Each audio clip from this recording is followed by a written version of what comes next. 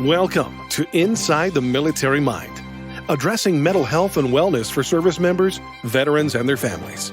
Brought to you by Family Care Center, offering behavioral health services for both children and adults, and specializing in services for military families and veterans. Family Care Center, our family, caring for your family. And now, here's your host, Daniel Schreider. Hello, and welcome to Inside the Military Mind. Coming up in today's guest segment, I'll be having a conversation with Lori Jarvis and Damian McCabe about services provided by Nami and UC Health. Later, I will be sharing the Homefront Military Network Resource of the Week, the American Red Cross. Our show is brought to you by the Family Care Center, the community's leading provider of outpatient behavioral health for service members, veterans, and their families. Those who have served our country deserve the best that their community can offer. When it comes to mental health and wellness, it's important for them to work with someone that they can trust and who can understand their unique challenges and needs related to mental health. Whether you are looking for individual counseling, couples counseling, or management and consultation regarding mental health medications, you will find what you need at Family Care Center. Take some time to focus on you by going to fcsprings.com and allow our family to care for you and your family. As always, it would be great to hear your feedback or thoughts about mental health and wellness for the military-affiliated population. Share them with us by dropping an email to militarymind@fccsprings.com. Today's interview segment is with Lori Jarvis and Damian McCabe. Let's get into our conversation with them and come back afterwards to talk about the Homefront Military Network Resource of the Week. Well, Lori, Damian, welcome to the show. Lori, if you don't mind starting off by telling me a little bit about yourself and how you got into working with the Nami here in Colorado Springs. Be happy to. Thanks for having us today, Daniel. We really appreciate this opportunity. I have been at Nami, the National Alliance on Mental Illness, here in the Springs since as a volunteer since 2010. I took Nami's Family to Family program, which is one of our signature education programs for family members who have a loved one with mental illness. We call it our point of entry program because there's a lot of people like me. That's how they get started with Nami. So I volunteered for a couple years. I was between corporate gigs. I had always been in the corporate world, mostly with Fortune 500 companies in the public affairs marketing area. And I have a daughter who lives with serious mental illness, and walking in the door at Nami was absolutely life-changing for us, for me as an individual, for us as a family, in terms of understanding what was going on. And so within a couple of years, I became the executive director. Nami was very small, very grassroots at the time. We've been around since 1983. So we have a long history in the community, but definitely we're grassroots, volunteer-driven until 2012 when I stepped into the executive director role. We have just had sort of a phenomenal growth. Our budget has grown like tenfold since those early days. I flew solo for a long time in terms of it was just me with a whole lot of volunteers. Nami is very volunteer-driven, so we're there for people who are facing the challenges of mental illness, whether it's the onset of an illness, the first hospitalization. We're also there for families to help them understand what's going on. It can be a very isolating experience, and we know that because we've lived it. Yeah. And that's kind of our stock and trade in terms of that's our value proposition is we know what this is like. So that's how I got involved, and that's why I've stayed involved. I love the work. Oh, man, that's incredible. Thank you. I've mentioned it in a few of the previous shows. I said working in the mental health field, it finds you. You don't find it. So that's incredible. Damian, do you mind sharing some of your backstory and where you're at today? Yeah, so Damian McCabe, I'm very recently retired clinical social worker from the Army. Prior to that, I served a variety of behavioral health provider roles in the military, including clinician, teacher, program manager, just a variety. My last two hooks were with operational units. So I was with the Combat Aviation Brigade over at Fort Carson.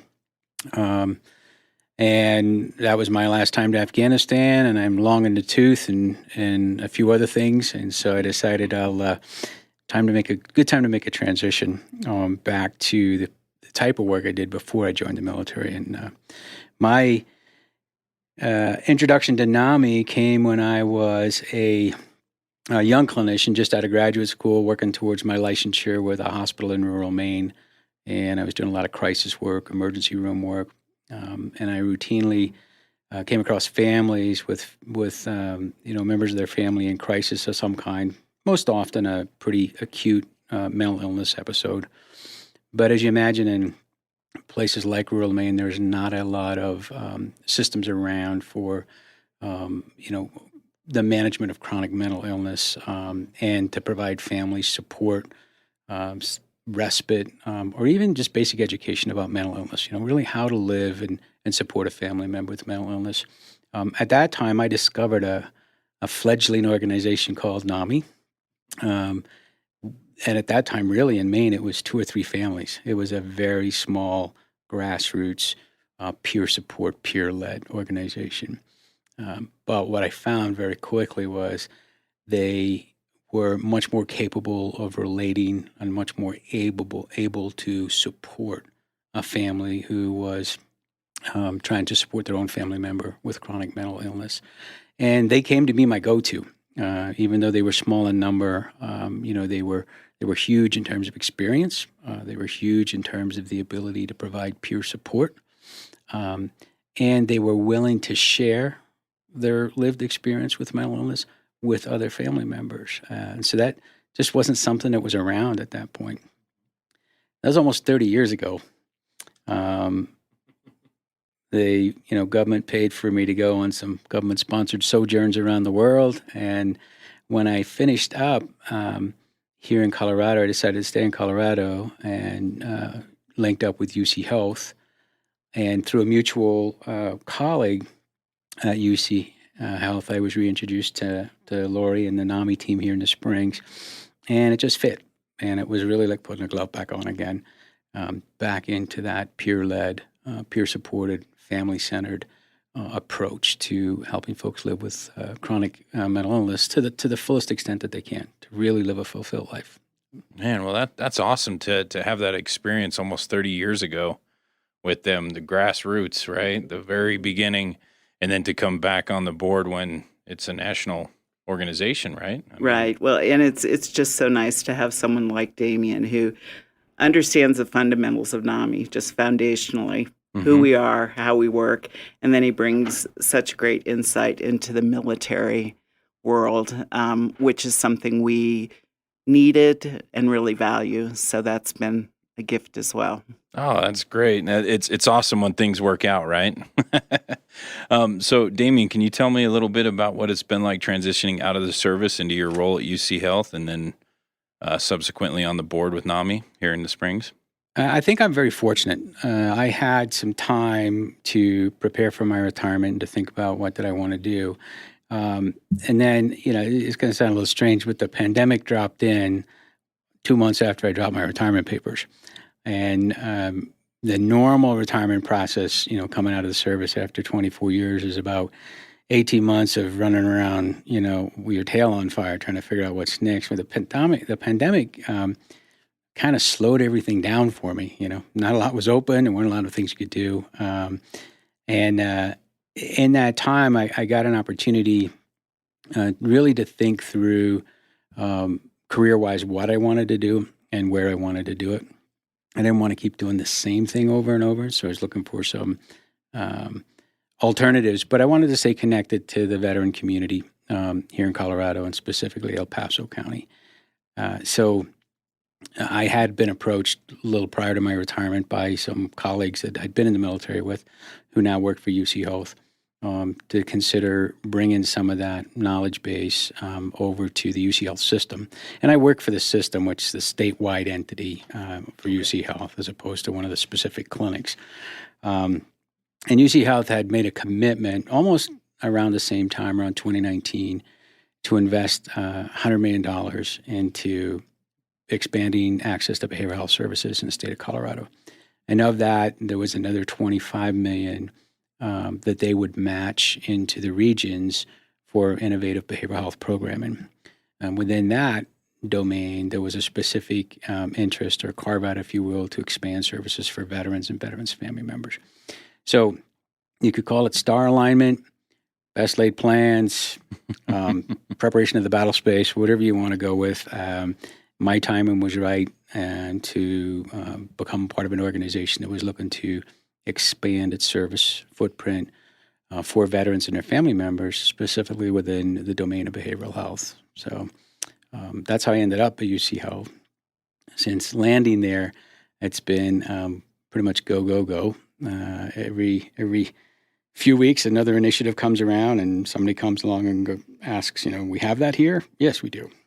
How do we get some of that? And that isn't always very well defined. Mm-hmm. And so we've had great opportunities to speak with folks and work through things like integrated counseling or integrated behavioral health support to chronic diseases or cardiac care or pulmonary rehab or rehab medicine. I think in the most recent period of conflict, folks have, they've kind of forgotten that our veteran population is across the lifespan. So it's not just that group. They probably now, 30 to 50, the folks that joined up after 9/11 and are retiring out. But we have a whole, posse of veterans that were in the first Gulf War, in Kosovo, in the Baltics, across that period of time. We still have, quite a few Vietnam veterans in our community and Korean veterans in our community. And their medical and healthcare needs are very difficult to extricate from their behavioral health and counseling needs. So as they deal with terminal illness or chronic illness or trauma related from their previous service, our primary care locations are starting to see more and more folks with a need for behavioral health that we just hadn't really anticipated before. Mm-hmm. So we've had opportunities to work in those domains and have folks begin a conversation around what does integrated behavioral health care look like for veterans. In addition to that, there is a particularly negative data point here in El Paso County around veteran suicide. And UC Health really wanted to have some effort in place where we could look at that data, look at the incidence of suicide, try to understand it as best we could, and then align a service to that. And the area that we identified was that a transitioning soldier or transitioning airman or Marine or sailor who's come into the community having lived most of their adult life in a more regimented and institutionalized manner, prescriptive schedules and expectations. And now they're into the civilian community where they're in charge for the first time. They've got a plan for themselves, their families, for careers, for education, all of that. And it can be pretty overwhelming. But it also can be a point in time where other demands of transition come back to make it more difficult. So if they've been shoving down stress or anxiety or depression or, trauma-related exposures for years while they were in the service, there's not a sort of institutional demand to do that anymore.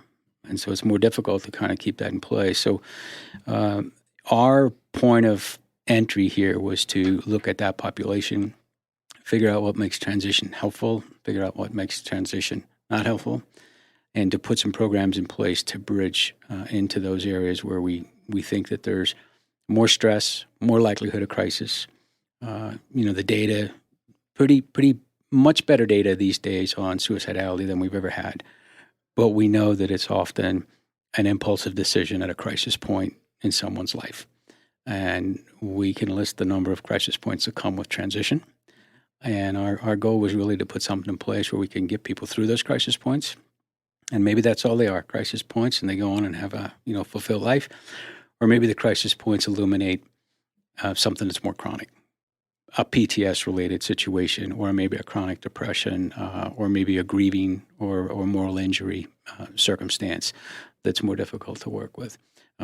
So I lead that effort in trying to understand that and develop those programs and implement them to put them in place so that our veterans and service members in the region can take advantage of them.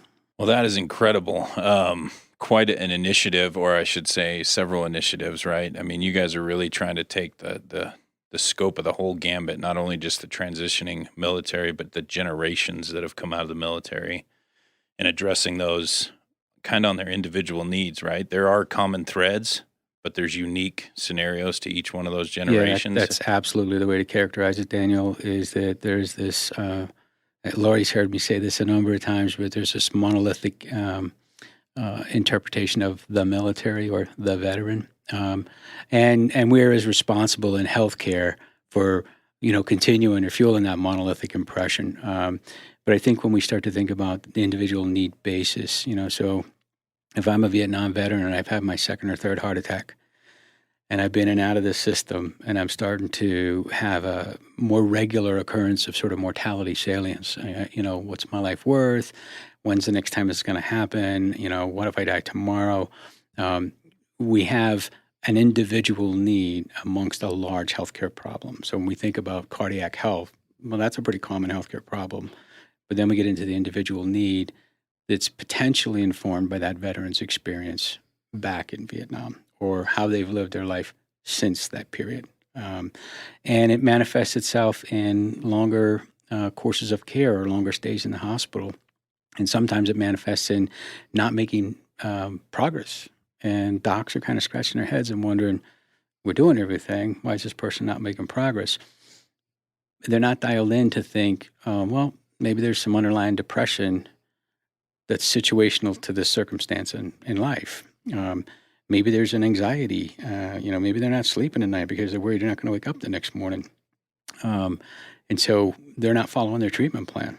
If you don't follow your treatment plan, progress doesn't occur, right? The body will heal naturally, but perhaps not in the time frame that docs expected. So we're helping the docs develop that lens to look holistically, and not that trite sort of holistic understanding of medicine, but an integrated, holistic, whole person's experience in life, with a key element of considering the fact that you're working with a veteran, or you're working with an active duty member, or the family of an active duty member or veteran, and try to understand the layers that brings. And then if you need us to come help, we're happy to do that. We have one of our programs, the pulmonary rehab program, are actually considering hiring a clinician into their service line to help all their patients with behavioral health components. But I think, we've kind of started that conversation for them with the veteran's perspective. But again, it's a need that crosses, all of the community. Yeah, that's incredible. I really appreciate that. If you're just joining the show, you're listening to Inside the Military Mind with your host, Daniel Schreider. Today I'm having a conversation with Lori Jarvis, Executive Director of Nami here in Colorado Springs, Colorado, and Damian McCabe, Director of Behavioral Health Military Affairs for UC Health and board member of Nami. So, yeah, that's incredible. I mean, I hear what you're saying about embedding the holistic approach and the behavioral health, even with your cardiac. And it just kind of sparked a thought for me, like that's what they've been trying to do in the military, is embed behavioral health into the unit. So everybody's trying to break down this stigma, right? And I keep going back to, I'm like, physical injuries, we address them, right? I break my leg, I go to the doctor. I got a hurt heart or a hurt mind, I'll hold off for a while, and I don't want to be seen getting help like that. And that's one of the point of the show and bringing you guys on. I just appreciate your insight and your wealth of knowledge in that. So with all these insights, I was wondering if you'd share some of the fund gathering process of getting all these things going together and some of the fundraising projects that you guys have been working on. I think most recently, well, I would actually give Lori some big props here, because Lori has made a very deliberate effort to craft a board of directors for NAMI locally that reflects the community that is El Paso County. So, I have a voice that represents a perspective in terms of military healthcare, behavioral health provider, suicide prevention, sort of operational stressors on individual service members, veterans, and their families. But we also have parents who have lived with adolescents and children who deal with chronic mental illness all the time, or maybe had a catastrophic mental illness circumstance, and the family members moved through that and is doing well. But that experience has lent them the knowledge and skill to provide support to other families. And our board comes from across the spectrum. We have physicians, accountants, practice managers, business folks, lawyers. I was saving that one. We do have the coroner, but I would say this, and our coroner is hilarious. So Leon, if you're listening, get some more funky sneakers, man. Our coroner has really made it a point to bring to our community's attention the unfortunate consequence of suicide as his office is involved. And so that high level of suicide in El Paso County is not limited to just the veterans, right? So my last tour in Afghanistan, I think one of the crappiest emails I had to write to my brigade commander was sort of a heads up, ma'am, I need to tell you what's going on in El Paso County. And in one of our school districts, we had 3 pretty much back-to-back adolescent suicides. It happened to be a school district my kids were in, so I had sort of a visceral reaction to that, but also knew in my role as the the aviation brigade's advisor to the commander in terms of all things behavioral and psychosocial wellness, I need to give her heads up because all the other parents deployed with us were about to start getting the same emails and messages, and so it was going to become a conversation point. Our coroner really has helped the community understand that when these things happen, we have to come together as a community. It has to be a whole of community response.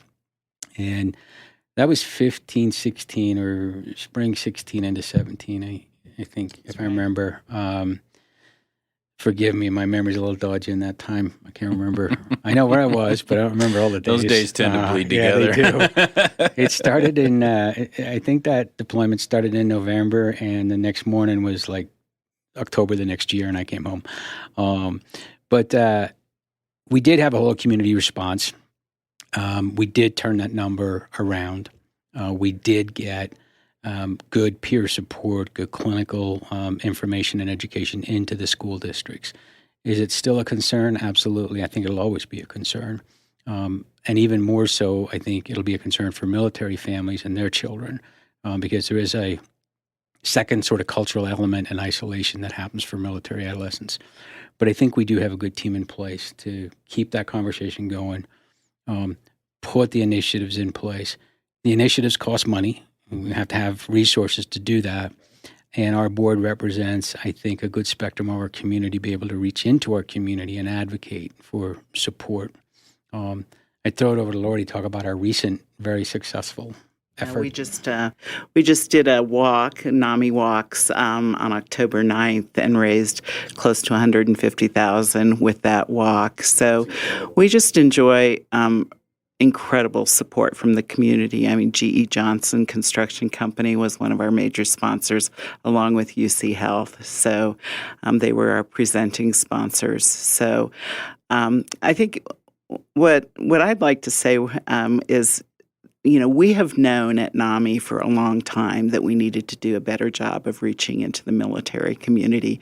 I have a personal passion for that community. I grew up as a military dependent. I'm a daughter of one of those Vietnam War era guys who, believe me, they did not have integrated care. No, they did There was no blending of behavioral health and physical health in their days. And so I watched and saw and experienced so all of the implications of having a father who was based in Southeast Asia during the Vietnam War for long periods. He was flying reconnaissance missions in Southeast Asia with the Air Force. And so, I've wanted to do something, and it's been a passion of mine since I came to NAMI. But what we've discovered over the years, what I've discovered is the partner, the family member may reach out about their active duty family member, but they are so reluctant to seek service if they're still active duty. That whole notion of combat ready or fitness for duty is so ingrained into the military culture. And I know I know of what I speak in terms of, when you grow up in that environment, you know what that looks like and feels like, and you understand people's hesitation about being transparent about what's really going on with their family member who's maybe been deployed multiple times and is not doing well. So I would say there's been a gap for us in really being able to address what we know is, this is a big part of our community here in the Springs, and we want to do better. And having someone like Damian on board with the kind of insight that he has and, just his years of military experience in addition to his current role with UC Health, I think is going to give us so much more to work with in terms of our own programming, how we really leverage Nami's peer model. Because, if there was ever a peer culture, it is the military, I think, and so there should be a receptivity to this peer support. But you really, I think, have to have a different level of understanding than we've been able to achieve so far, or just maybe the right connections, the right partnerships. And so those are the things with Damian's help, I think we're going to be able to do a much better job of. And, we cannot ignore the suicidality that's going on in both our veteran and our active duty community and among family members. Damian mentioned the concern about, the suicides up north. There was a lot of affiliation in those schools in the northern part of the county with the military. A lot of those kids are, high-achieving, driven kids who, have that military model out in front of them all the time of, excellence, achievement, and then you add into that a parent who's absent for an important developmental period in adolescence or pre-adolescence. And so those are the kinds of issues that we are keenly aware of, but have, I think, fallen short in terms of really delivering programs that can appeal to and serve military families and active duty and veterans. So we're hoping that'll change pretty quickly here. In terms of fundraising, we have done very, very well in this community, and I think we'll even do all the better as we shift gears and focus a little bit more on the veterans community. This community, so many of us have military ties and military roots, even if they're not, sort of active right now. We can reach back into our past and go, yep, that's definitely a part of my experience. So, I remember when I told my dad that I was looking at moving to Colorado Springs, and I said, I don't think I'm going to like it very much. He goes, oh, you are going to like it. And he reminded me that he had coordinated the flyover for the Air Force Academy graduation when Kennedy spoke. That's how long, his sort of career goes back. But, yeah, so that's a long time ago, but it doesn't mean that I don't still have a lot of appreciation for what families and active duty and veterans are experiencing. I think, there's something in there that I'd like to pick up on, Lori, and it's something that we, as troops kind of hold very precious in this idea of the peer system and identifying that the military is a peer organization, and we are.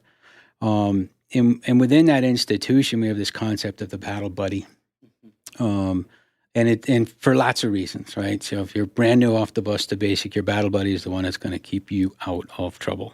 And if you don't stay out of trouble, your battle buddy gets, held responsible for you. That's right. I could use some other words, but it's radio. But as you move through your career and you develop other battle buddies, and you build and rely upon these battle buddy relationships, they really are peer support relationships. They've been commercialized in movies and things like that, but at the heart of them, I can tell you the names of the people, where they live, what they did for me, what I did for them, and if I needed something tomorrow, who I would call, and I know they would be there.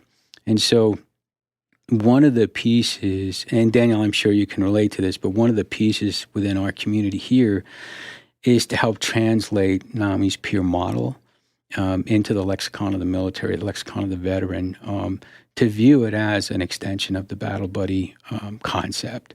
And And, you'll hear it often that, people will ask, well, why do people fight? And often you'll hear the answer, well, I fight for the person to the left and to the right. And at the moment, at the time, and it doesn't matter if you're actively engaged in fighting or you're struggling to make PT, there's somebody on your left and right that's going to cover you or is going to get you through that. And in the event that something happens to you, they're going to pick you up and they're going to get you back where you need to be.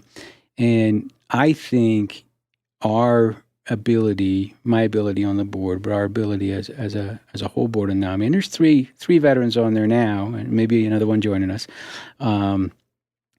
is to help that translation, to help the team, the volunteer team, to increase or evolve their capacity to really understand the military culture, to come to a competency level in working with military veterans and families.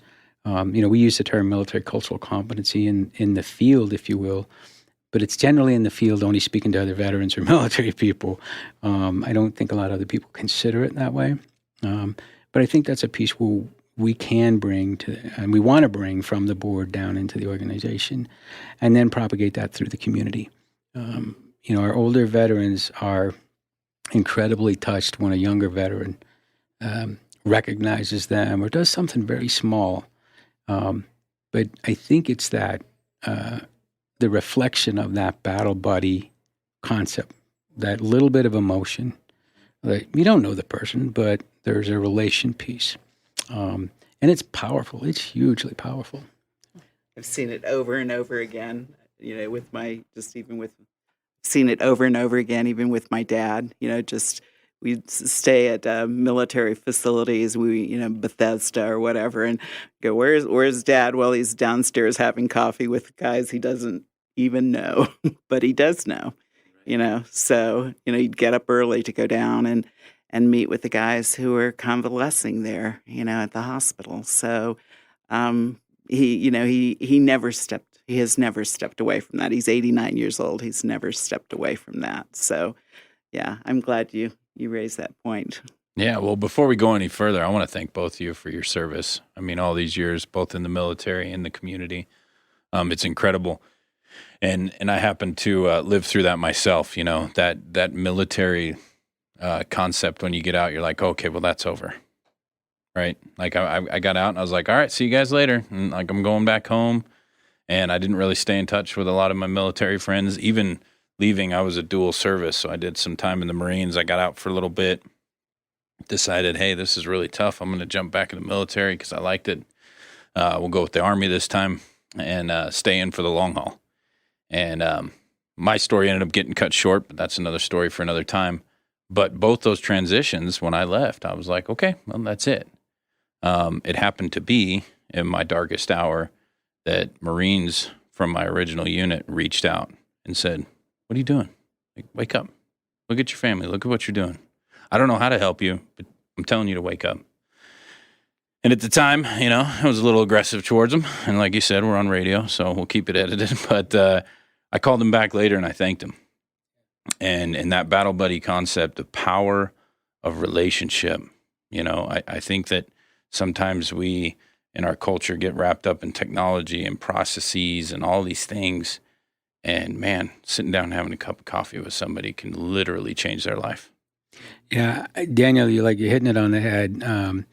We are hoping to create a perception, at least amongst the veteran community, that is an absolute asset, an asset given to them, developed in the military. It's a lifetime asset. It doesn't, we can say, see ya, take the uniform off. That doesn't go away. And there's a very visceral experience when you feel it. And sometimes your buddies don't want to receive, or sometimes they don't want to hear the help that's necessary. Right. Yeah. But just like in service, if you suck on the range one day, well, there's going to be another day on the range. Yep. And another day on the range. And those same battle buddies will be there when that happens. And so we hope to capitalize on that concept as we roll out additional services, both in my role as a board member at Nami, but also as we expand, UC Health's initiative to reach as many folks through any of the UC healthcare points of entry. So it really doesn't matter if it's radiology or your primary care doctor, or you're just in for the shot clinic. We hope to be able to connect and ignite that process where folks are acknowledging, not in that thank you for your service acknowledgement kind of way, but acknowledging that your service has given you some tools or maybe some challenges that affects your entirety of your ability to live a fulfilled life. And we want to be a part of helping resolve that. So Yeah. And I think your guys' role in this and educating them and seeing the transition process. I've talked to a few soldiers that have gotten out recently, and I thought, wow, look at how much has changed since I got out in 2012 for the positive. Just in terms of the kind of the support. Education, yes, the support, the programs that are there. Like I said, mine was abrupt, so I was kind of out quick. But yeah, we're moving away from checking the block. You know, we're not just saying, hey, we gave them a piece of paper on it. We're sitting down and we're engaging those soldiers as they transition. And to your point, I mean, I got out. I was a trigger puller. I was infantry in the Marines. I was infantry, and then eventually in 18 Bravo. So I was always the gun guy. And I got out, and it took several of my friends and mentors and people in the VA over time saying, hey, man, you got a lot of life skills in the military. I'm like, no, I'm a trigger puller. I'm like, no, man, there's so much more to what you do. Communication skills, teamwork, engagement, watching, seeing a need and filling a need in the community. I mean, that is stuff that's inherent to us, right? And helping those guys to see that I do still have value in the world. Yeah. And then they start engaging and they realize that those skills very much transfer in the world, and the world needs it. Yeah, absolutely. It's kind of a coincidental point, but my team right now, the folks I work with every day, I have a combat engineer turned, gun bunny, went off and did infantry engineering. Met an IED, didn't like, and ended his time in the service early, and has gone through that same journey. What do I do with this? And he's now back on my team as a clinical social worker. And I have a former Marine trigger puller who did almost the same journey as you, got out, came back in the Army. He's a 15 Tango with the medevac unit. And he is now finishing up his final year to become a clinical social worker. So absolutely those assets, whether they're in the community, often refer to them as soft skills, right, or soft assets. Whether there are those organizational hard skills or those soft relational skills, or just the ability to be empathic at the right time with the right person in the right place. You can't undersell them at all. And I think that's one of those things that we will be able to look to our veterans community in terms of peer support and developing formal peer support, is that they still have it. And we're going to ask them to, hey, bring some of that back and help your brothers and sisters. Yeah. And in the other part, you guys mentioned working with the coroner, and I've heard him mention a few other circles, so he must be a pretty good guy funny guy to get along with. But he's not what you would expect from your local coroner. Well, I can't wait refreshing. to meet him. He's refreshing on that front. But he's passionate about the suicide here in El Paso County. And I think with UC Health coming along and Nami and everybody working together, we start to create the data set, right, required to back up the stuff that we're doing, right? Grassroots. A lot of times the biggest struggle with grassroots is we're legitimately doing work here, and people are like, and like I said, our day and age, show me the data. Show me that graph. Is it evidence-based? How do you quantify this? Right? Yeah. How do you quantify and your you're results? Going, it's working, I promise. But I think I that heard happen recently over an time. epidemiologist tell a story that the kid was so into data and everything had to be backed up with numbers that his mom came in one day and said, "I love you," and he said, "Yeah, show me the data on that." So. That's a good snapshot of the world, really. Yeah, it's kind of like, but you're absolutely right, Daniel. We work in an intangible field when we start out. We get smart about how do we measure this stuff? How do we collect this data? How do we know we're making a difference in people's lives?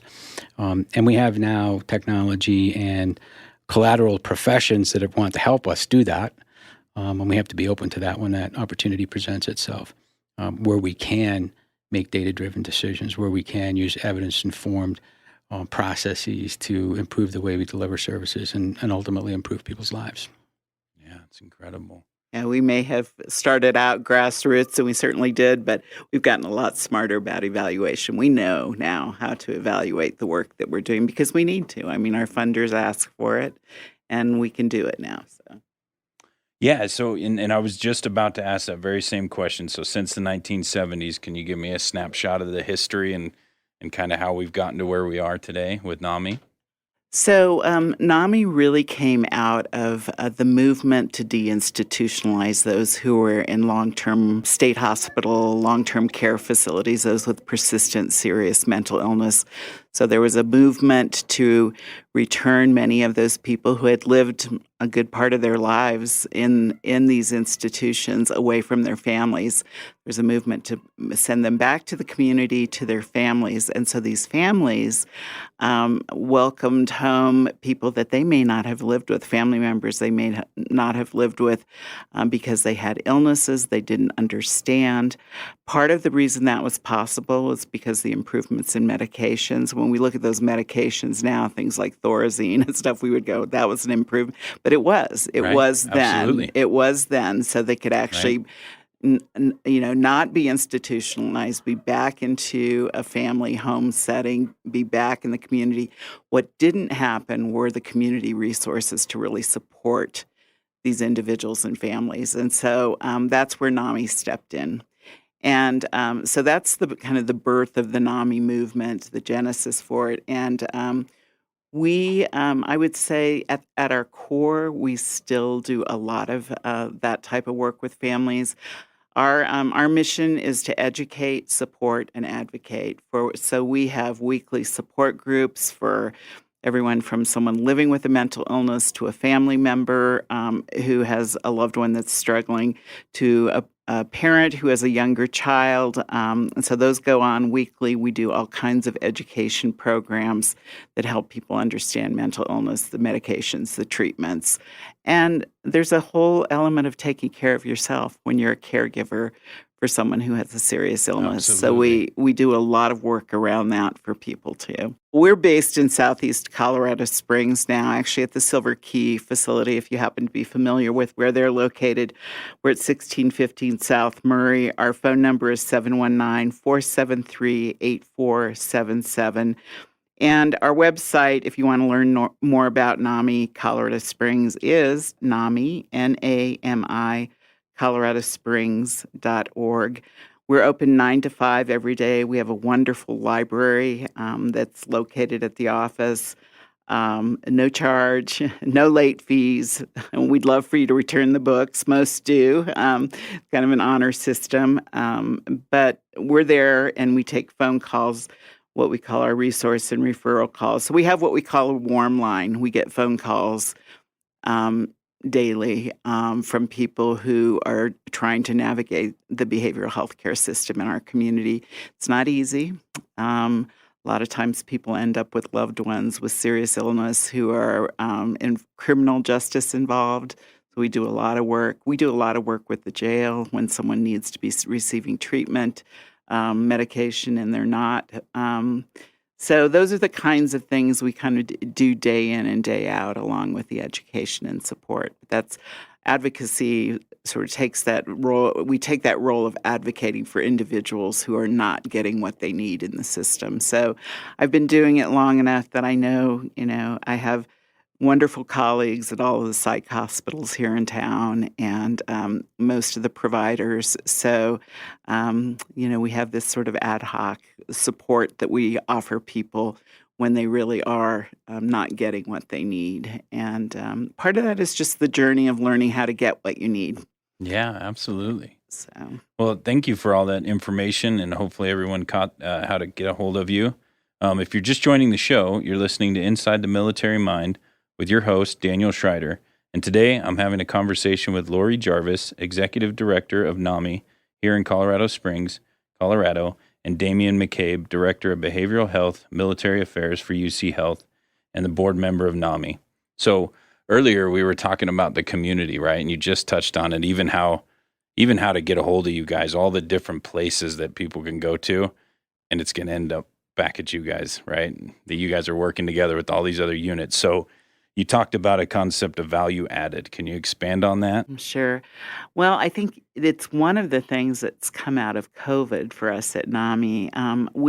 For years, obviously for decades, we have been there for families who are facing fairly serious mental illness, whether it's bipolar disorder, schizophrenia, treatment-resistant depression, things that really can be life-altering for folks. And what we've discovered and what we're really being called upon to do since the pandemic is really help the broader community address some of the mental health issues associated with this, worldwide pandemic. It's significant.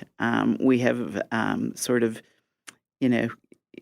we've adapted to it, we've integrated it into our lives, but it doesn't mean that it hasn't taken its toll on many of us.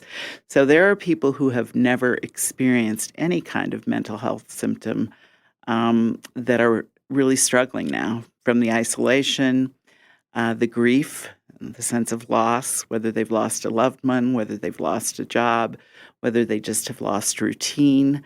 Our older adults were extremely isolated. Those who were living in assisted living facilities lost the ability to have their family members come in. We can talk about every demographic in our community being affected, whether it's young kids, teens, older adults, parents, young parents who had to take on in addition to a job, take on homeschooling their kids, online learning. So what we're really trying to do is help people understand that the kind of support that we offer has a universality to it. You don't have to have a serious, persistent mental illness to benefit from the kind of peer support. When you get into a room, or whether it's a virtual room or a face-to-face experience, and we're doing both groups at this point, in person and online, you realize we are empathetic beings, and you get into a room and there's going to be someone in that room that's going to identify what's going on for you, and maybe even have some thoughts about how they handled their own experience with anxiety or insomnia related to COVID. And I think what's starting to happen is we see people coming to our groups that, are really dealing with situational mental health issues related to the pandemic. They're developing a greater insight into what it's like to live with maybe more challenging mental health conditions, behavioral health conditions, such as some of these more serious mental illnesses that I talked about. So it's been a really interesting phenomenon to start to make this shift into the broader community. And we're being called upon because I think the peer model is seen as people understand its impact and how successful it can be. It's life-changing when you walk into a setting where not only are you free to talk about what's actually, truly, really going on in an authentic way, but you also are going to hear from people and get support from people who have walked this journey, who really can be genuinely helpful. In so many cases, it's that person who lives with the illness or that family member who has a family member with mental illness. There's so much credibility, so much more so even than from a provider. I'm going to listen to you probably over my psychiatrist or my therapist if I know that you really get what I'm going through right now, whether it's a medication change that I'm going through and the symptoms I'm experiencing, and you've had those same kinds of symptoms. There's huge credibility and huge education in that for people. So that's what we're working hard to do, is making sure that we can keep that model going, strengthen it, expand it, make it just very available to whomever needs it. And there's communities that we're trying to get into. The veterans, the military community is one of those, but we also have not done a great job historically of getting into communities of color. So we're working very hard to make that transition and to expand our services. And we're discovering that really meaningful partnerships make all the difference in the world. We don't have to invent the wheel. There are already organizations that have relationships in these communities and are trusted partners in these communities. So that's what we're trying to do, whether it's partnering with Silver Key to reach the older adult community, whether it's partnering with a military organization, with Centro de la Familia to reach the Spanish-speaking community.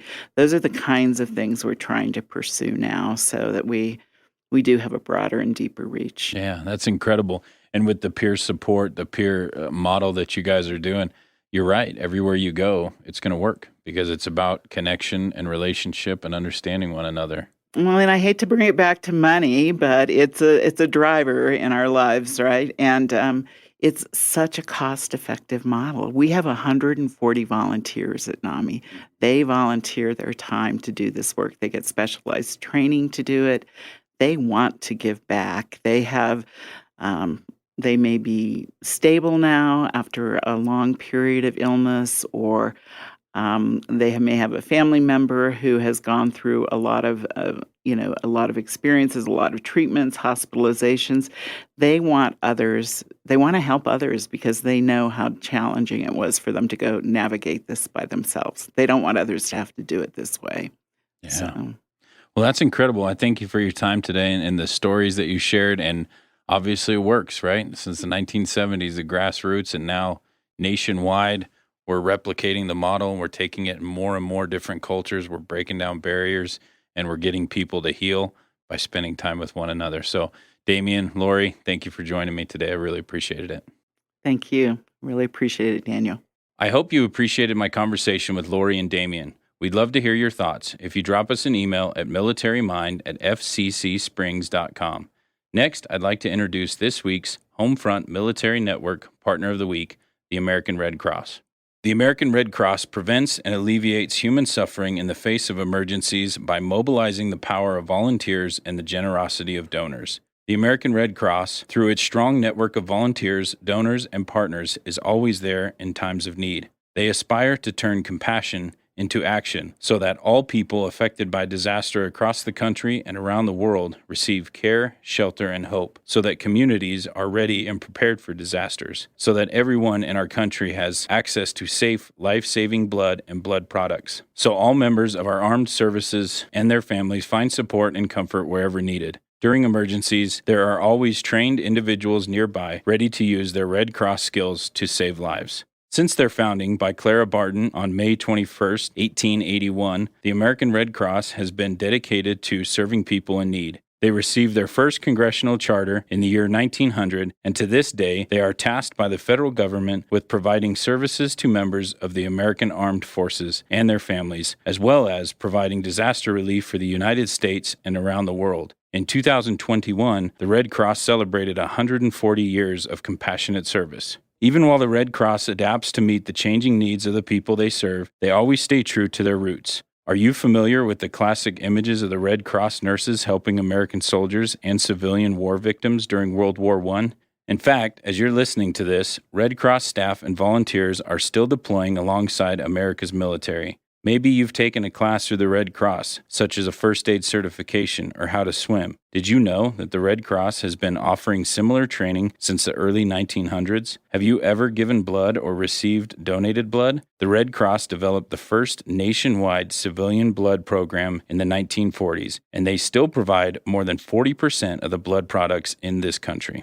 Today, as throughout their long history, the Red Cross depends on generous contributions of time, blood, and money from the American public to support their life-saving services and programs. Alongside disaster relief, blood drives, and training/certification courses, the American Red Cross helps the members of the military, veterans, and their families prepare for, cope with, and respond to the challenges of military service. The Red Cross has served more than 1 million military families since 9/11. Volunteers provide home comforts and critical services on bases and in military hospitals around the world. They support military families during deployments and emergencies. They continue serving our nation's veterans after their service ends. Every day, the American Red Cross provides 24/7 global emergency communication services and other support in military and veteran health care facilities across the country and around the world. You can initiate a request for Red Cross emergency assistance for family members of the military currently serving in active duty by using the online self-service tool. The American Red Cross does not authorize emergency leave for members of the United States military. The Red Cross's role is to independently verify the emergency, enabling the service member's commander to make an educated decision regarding emergency leave,